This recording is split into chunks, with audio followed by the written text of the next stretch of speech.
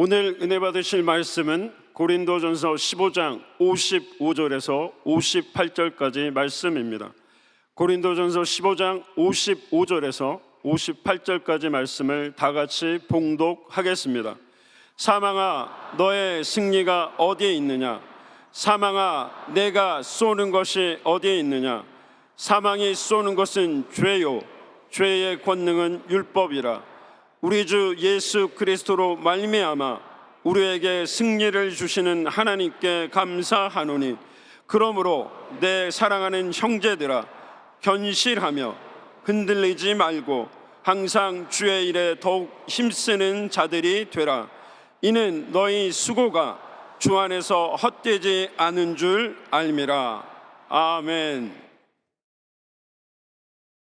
인사 나누겠습니다. 예수님 부활하셨습니다.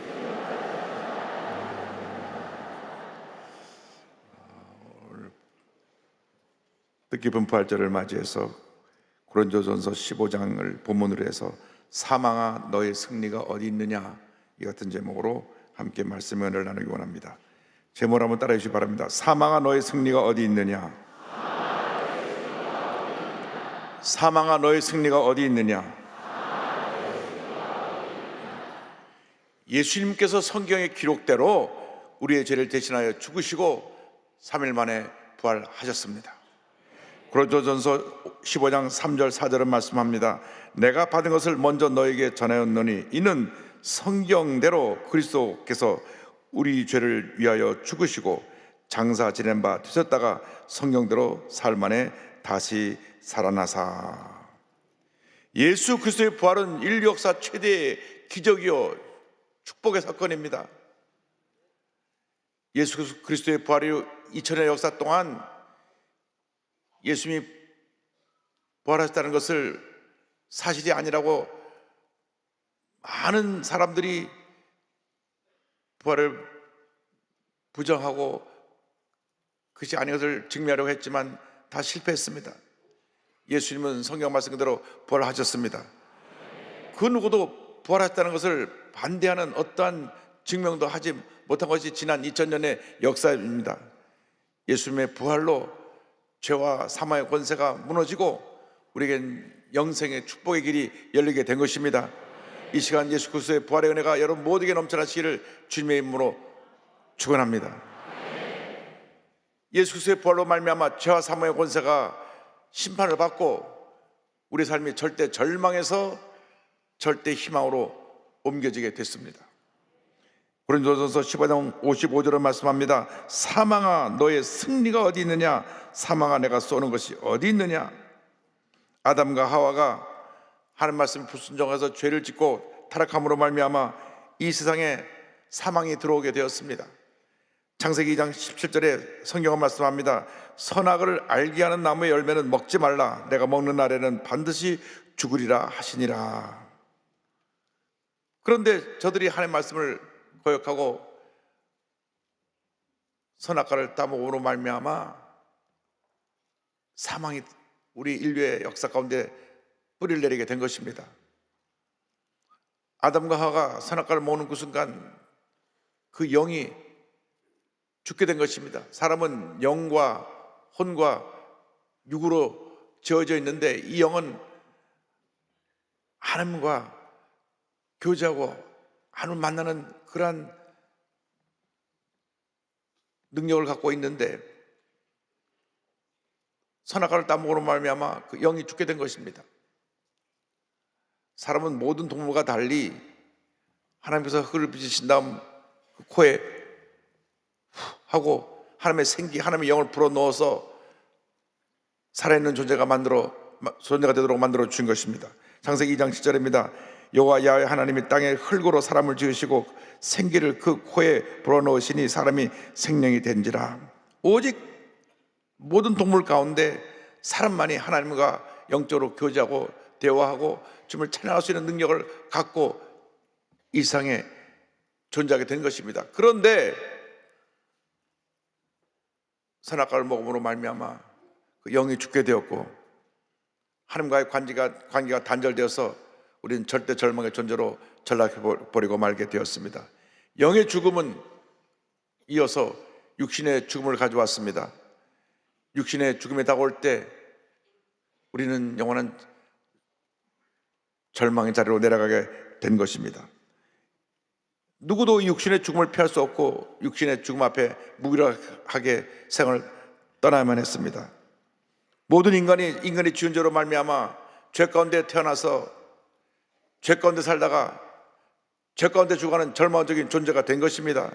그런데 예수 그리스도의 부활로 말미암아 죄와 사망이 지배하던 이 세상에 흑암의 권세가 무너지게 된 것입니다. 누구든지 예수를 믿기만 하면 이 부활의 은혜에 참여할 수 있게 된 것입니다. 우리로부터 죄와 사망의 권세가 떠나가고 영생의 은혜와 축복이 우리에게 임하게 된 것입니다. 고린도전서 15장 20절로 22절은 설명합니다. 그러나 이제 그리스도께서 죽은 자 가운데서 다시 살아나사 잠자는 자들의 첫 열매가 되셨도다. 사망이 한 사람으로 말미암았으니 죽은 자의 부활도 한 사람으로 말미암는도다. 아담 안에서 모든 사람이 죽은 것 같이 그리스도 안에서 모든 사람이 삶을 얻으리라. 예수를 믿기만 하면 그 순간 우리는 절대 절망적인 존재에서 절대 희망으로 옮겨진 삶을 살게 되는 것입니다. 예수를 구세로 영접한 우리는 죽음이 끝이 아니라 영원한 세계에서의 새로운 시작인 것입니다. 이 세상 사람들은 죽음이 모든 것이 끝난 절망으로 생각하고 그 앞에서 통곡하고 울지만은 우리 예수를 믿는 사람은 죽음이 다가와도 우리의 예비된 영생 천국을 바라보며 찬송을 부르며 찬양의 술에 태워서 우리의 영혼이 저 천국으로 올라가게 되는 것입니다. 오라버니 나사로의 죽음 앞에 통곡하고 있는 마르다에게 예수님 오셔서 말씀하셨습니다. 요한복음 11장 25절 26절입니다. 예수께서 이르시되 나는 부활이요 생명이니 나를 믿는 자는 죽어도 살겠고 무릇 살아서 나를 믿는 자는 영원히 죽지 아니하리니 이것을 내가 믿느냐. 예수를 믿음으로 말미암아 더 이상 죄와 사망의 권세가 우리를 지배할 수 없게 되었습니다. 우리는 예수 그리스도 안에서 절대 희망을 가지고 우리는 믿음으로 전진 또 전쟁에 나가는 복받은 하나님의 자녀들이 된 것입니다.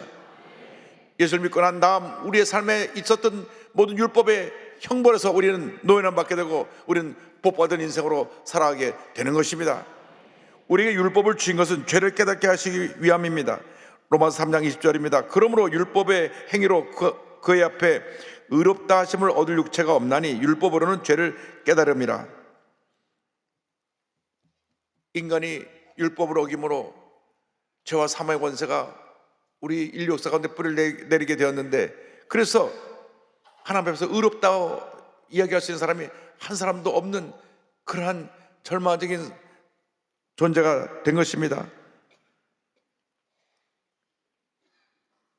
고린도전서 15장 56절에 보니까 사망이 쏘는 것은 죄요 죄의 권능은 율법이라고 했습니다. 그래서 결국 사망이 우리에게 임하고 우리는 진노의 자녀로 살게 된 것입니다.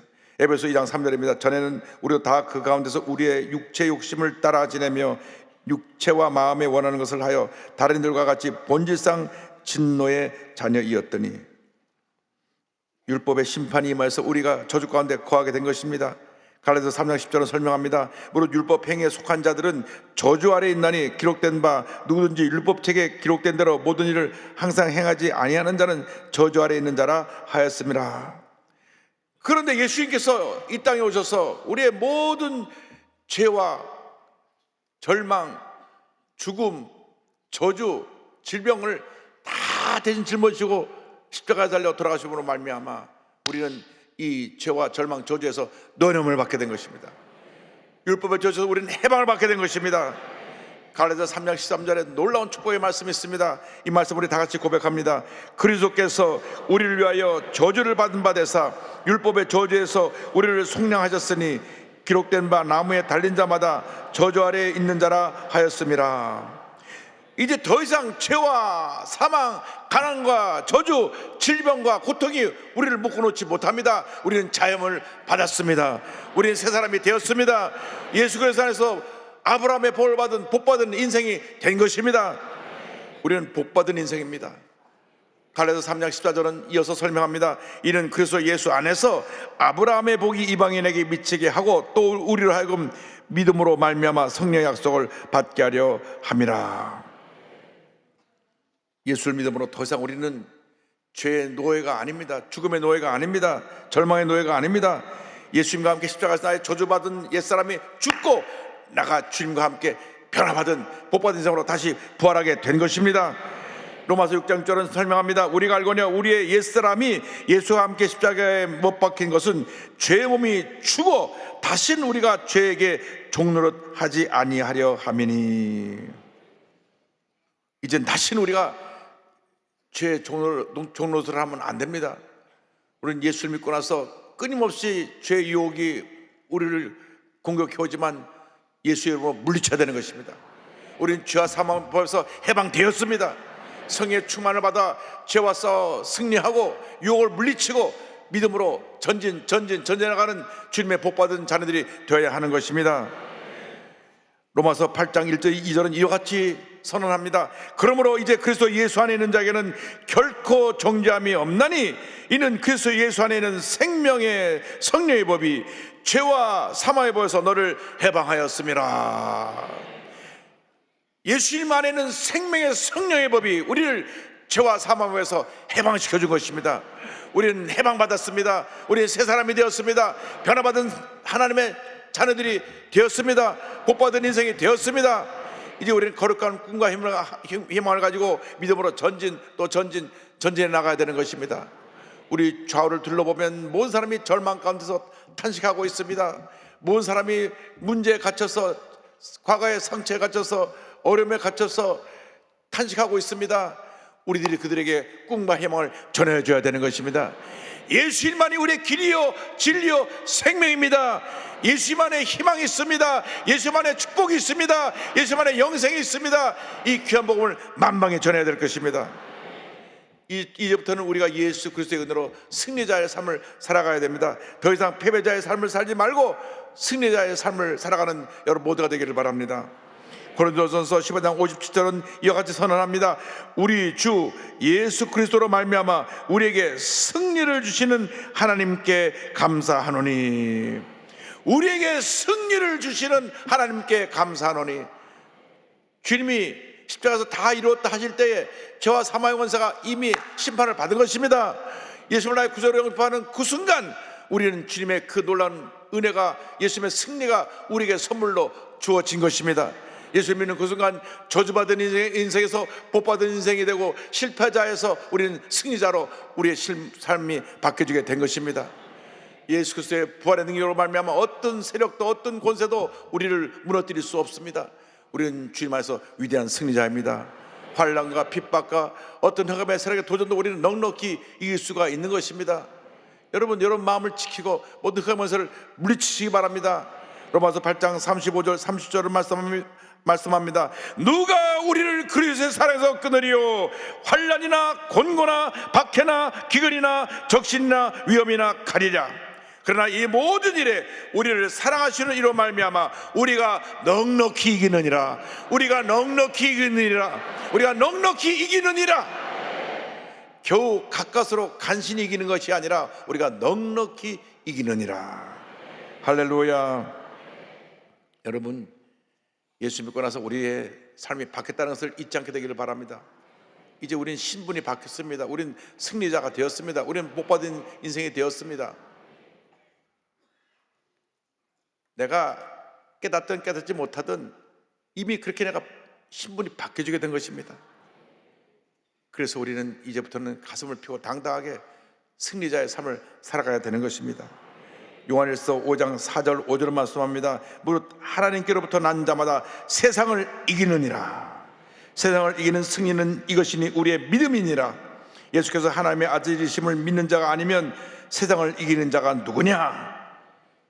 예수를 믿음으로 말미암아 우리는 세상을 이기는 승리자가 된 것입니다. 어떤 도전도 어떤 절망도 우리를 결코 이길 수가 없습니다. 왜냐하면 내 안에 예수님이 계시기 때문에, 위대한 승리자이신 예수님이 계시기 때문에 우리는 어떤 절망도 문제도 이겨내고 승리의 삶을 살아갈 수 있게 되는 것입니다. 날마다 주님의 일에 힘써서 복받은 인생을 살아가는 여러분 모두가 되기를 바랍니다. 부활장인 고린도전서 15장의 마지막 결론은 이렇게 되어 있습니다.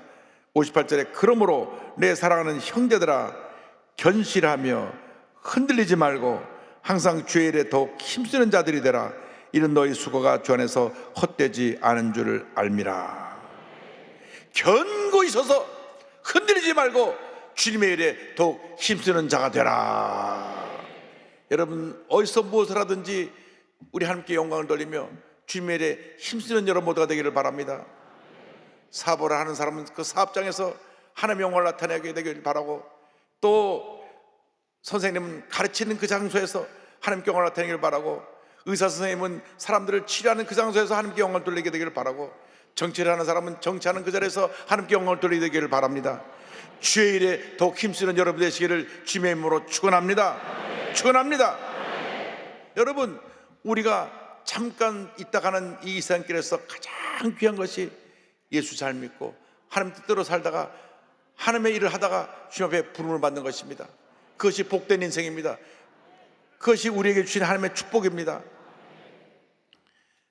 139년 전 1885년 4월 5일 부활절 날 아침에 우리 한국의 최초로 선교사 감리교 아펜셀레 선교사와 장로교 언더 선교사가 들어왔습니다. 오늘은 아펜셀레 선교사를 좀 소개하기 원합니다.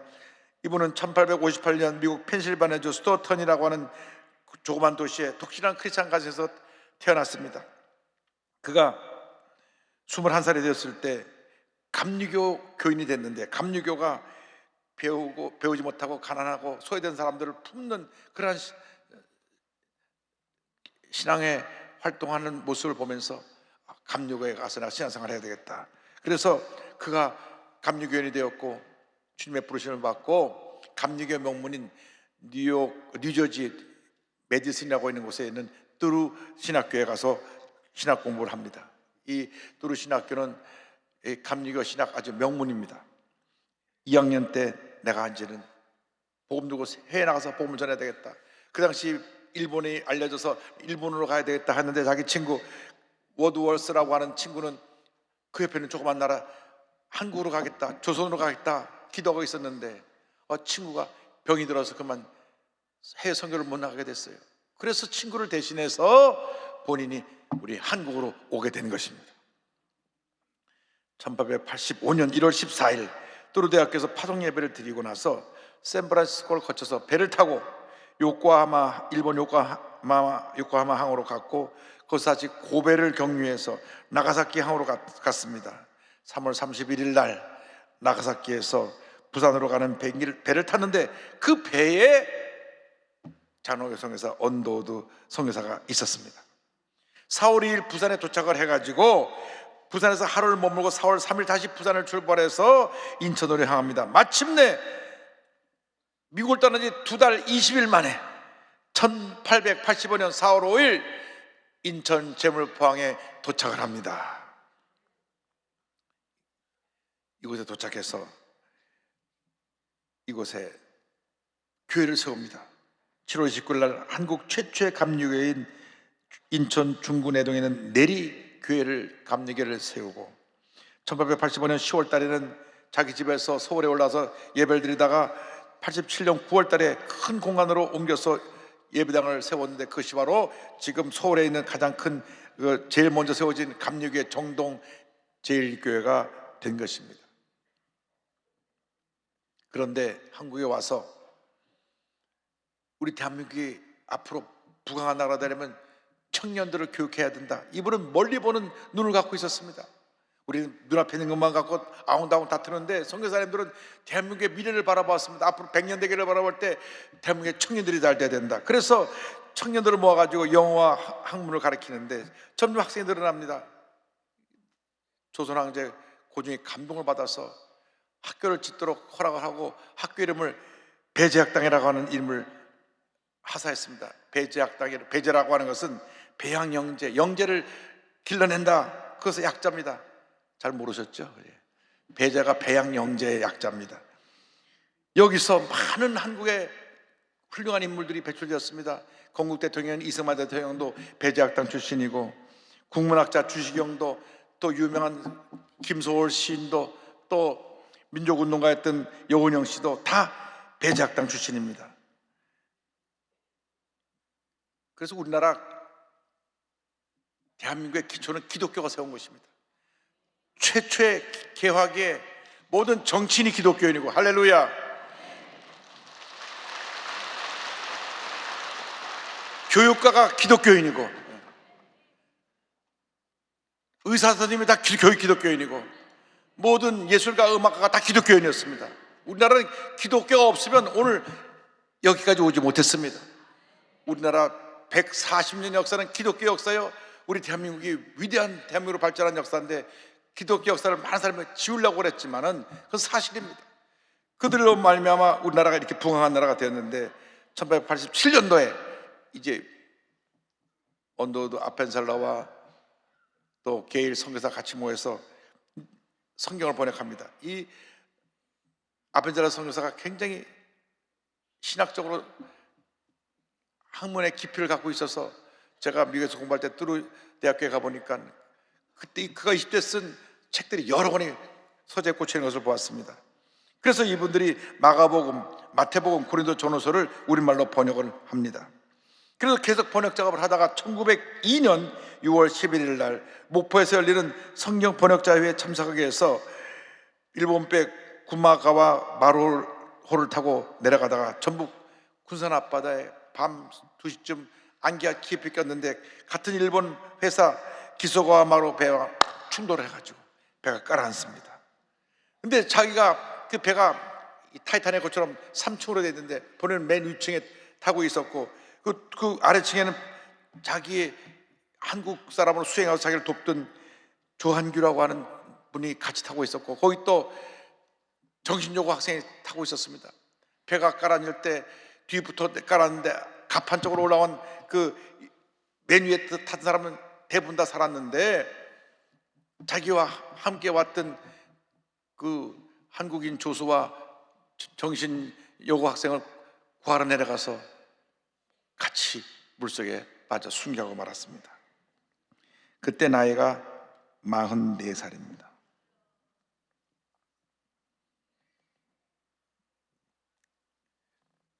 그분의 기록을 살펴보면 1885년에 11월 9일 날 한국에서 딸을 낳는데요. 우리 한국 기록에 공식적으로 처음으로 외국인 낳은 아이로 기록된 것이 아펜셀러 선교사의 딸입니다. 이 딸 7살 나이에 아버지가 이 땅에 와서 귀한 사역을 하다가 순교했습니다. 그는 이렇게 젊은 나이에 천국으로 떠났지만은 그가 세운 배제학당, 정동교회 등을 통해 수많은 인재들, 독립운동가들이 배출되었고 그의 순교 소식을 들은 많은 미국의 청년들이 너도 나도 앞다투어서 한국에 와서 그와 그의 자녀들이 한국이 복음화되기 위해서 희생해서 오늘 한국이 이렇게 선교 대국이 된 것입니다. 1885년 4월 5일 부활절 아침 한국 땅을 처음으로 디디면서 아펜셀러 선교사가 이와 같은 기도문을 남겼습니다. 우리는 부활절 날 이곳에 도착했습니다. 오늘 사망 권세의 빗장을 산산히 깨뜨리시고 부활하신 주님께서 이 백성을 얽어맨 결박을 끊으시고 그들을 하나님의 자녀가 누리는 자유와 빛으로 인도하여 주기를 기도합니다. 할렐루야. 여러분, 한 번뿐인 인생 복음의 증인으로 살아간 여러분 모두가 되기를 바랍니다. 이 나라에 이렇게 수많은 선교사님들이 와서 그들이 그 목숨을 희생해서 오늘날 한국이 아시아 최대 선교 대국이 된 것입니다. 우리가 그 선교의 정신을 물려받아서 이제 땅까지로 복음의 증인으로 쓰임받는 모두가 되기를 주님으로 축원합니다. 잠깐 이 땅에 있다가 가는 동안 힘써 주님 일 하겠습니다. 주님 영광에 살겠습니다. 믿음으로 우리 고백하면서 찬송가 508장을 함께 하겠습니다. 우리가 지금은 나그네 되어도 화려한 천국에 머자나 가리니 이 세상 있을 때 주 예수 위하여 끝까지 힘써 일하세. 주 내게 부탁하신 일 천사도 흠모하겠네. 화목해 하라신 구주의 말씀을 온 세상 널리 전하세. 주 예수 말씀이 온 세상 만민들 흉악한 죄에서 떠나라 하시니 이 말씀 듣고서 새 생명 얻으라 이 기쁜 소식 전하세. 주 내게 부탁하신 일 천사도 흠모하겠네.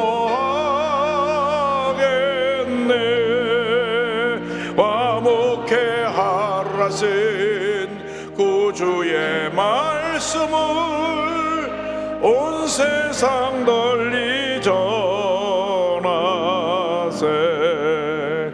영생의 복락과 천국에 갈 길을 만 백성 알도록 나가서 전하세. 주 예수 말씀이 이 복음 전하라 우리에게 부탁하셨네. 주 내게 부탁하신 일 천사도 흠모하겠네. 화목해 하라신 구주의 말씀을 온 세상 널리 전하세.